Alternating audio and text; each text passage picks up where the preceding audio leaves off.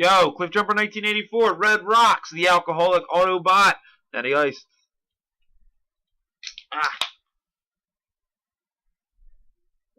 Yet another video response to Johnny, the happy console gamer, about what's the best nostalgic game for you.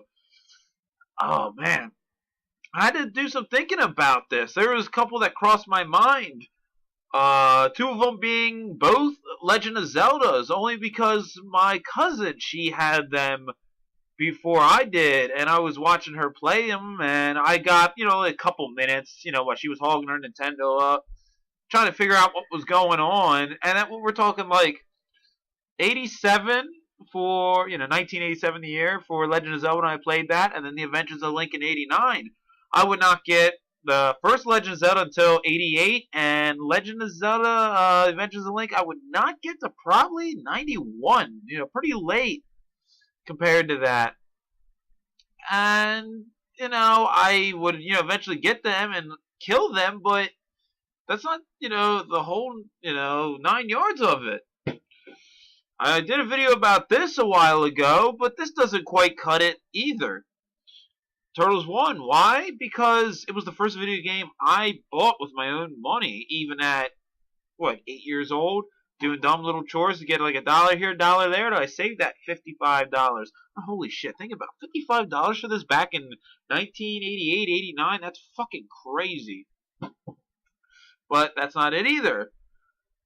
Fire Emblem Gaiden, playing it on ROM. And we're talking like 2003, 2004 with that.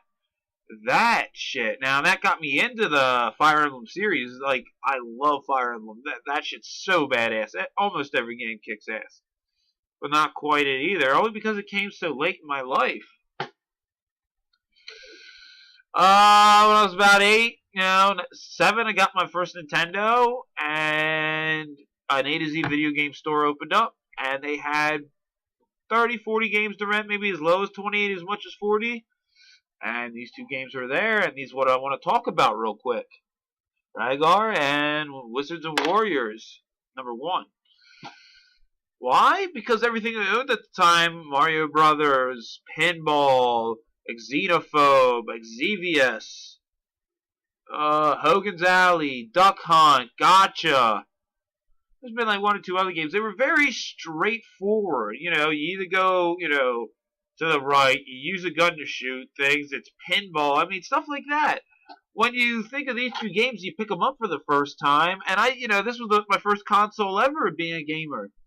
You really had to figure out what to do. This you only went right, for about, a screen and a half, so you had to figure out, where to jump and get a few places up.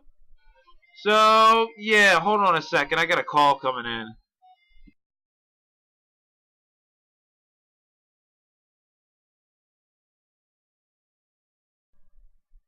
Oh, sorry about that.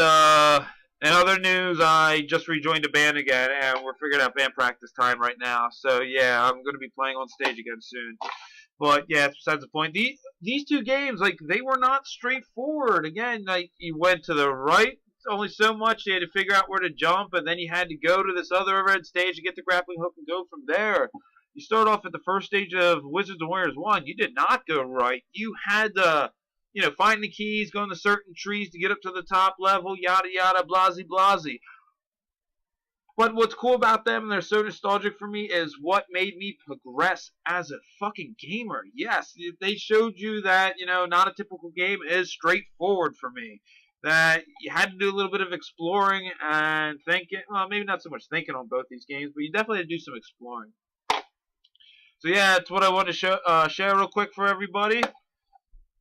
Yeah, if you like what you see, or maybe check some other shit out, hit the subscribe button, do what you gotta do. Hey, appreciate the views, everybody. Johnny, please keep making videos. They're fucking badass, man. Drink one of me.